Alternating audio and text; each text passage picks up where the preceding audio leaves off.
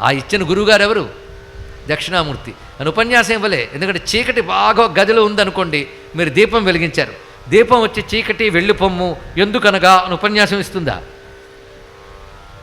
అంటే దీపం వెలిగితే చాలు చీకటి పోతుంది, దక్షిణామూర్తి స్ఫురిస్తే చాలా అజ్ఞానం పోతుందండి. అటువంటి వాడు దక్షిణామూర్తి స్వరూపం. ఆయన సాక్షాత్కారం మాత్రం చేతనే వారికి సమస్తమైన అజ్ఞానాలు పటాపంచలైపోయాయి. ఇది తెలుసుకుని సనక సనందనాథులు చేరి, ఆహా అక్కడ ఇద్దరున్నారు, ఏం లేదు, ఇక్కడ ఒక్కడున్నాడు శాంతినిచ్చాడు అనుకున్నారు, ఇంకా అజ్ఞానం ఉంది. అబ్జర్వ్ చేశారండి. మొత్తం కామ్గా కూర్చుంటే రూపాన్ని చూడొచ్చు. అప్పుడు పట్టేశారు.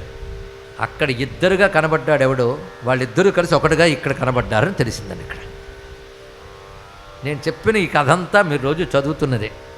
స్వతంత్ర సర్వతంత్రేషి దక్షిణామూర్తి రూపిణి, తర్వాత సనకాది సమారాధ్య శివజ్ఞానప్రదాయిని. ఈ కథే మొత్తం అందులో ఉన్నది. ఇక్కడ ఏమిటి ఇందులో మర్మము అంటే, దక్షిణామూర్తి బాగా అబ్జర్వ్ చేశారు. ఆయనకి కుడి చెవికి మకర కుండలం ఉంది, ఎడమ చెవికి తాటంకం ఉంది. అందుకే విగ్రహాలు కొంచెం అబ్జర్వ్ చేయండి, దండం పెట్టి వచ్చకుండా. వాటి వెనక వాళ్ళకి ఫిలాసఫీ ఉంటుంది. కుడి చెవికి మకర కుండలం. మకర కుండలం అంటే మొసలి ఆకారంలో ఉన్న కుండలం. ఇది పురుష ఆకృతులకు ఉంటుంది. తాటంకము చెవి కమ్మలంట, అది స్త్రీకి ఉంటుంది. ఇది చిత్రం ఏంటంటే, కుడి చెవికి మకర కుండలం, ఎడమ చెవికి తాటంకం ఉంది. ఇక్కడ అమ్మ అక్కడ చూస్తే ఇద్దరు కనబడ్డారు, కనుక సంసారం అనుకున్నాం.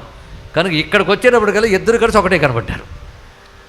కనుక ఈయన దక్షిణామూర్తి అని మగాడు అందామా? దక్షిణామూర్తిగా ఉన్నది అమ్మవారు అందామా? అమ్మవారే అన్నారు, దక్షిణామూర్తి రూపిణి అన్నారు. ఇక్కడ ఇప్పుడు శివుడు దక్షిణామూర్తి, అమ్మవారి దక్షిణామూర్తి.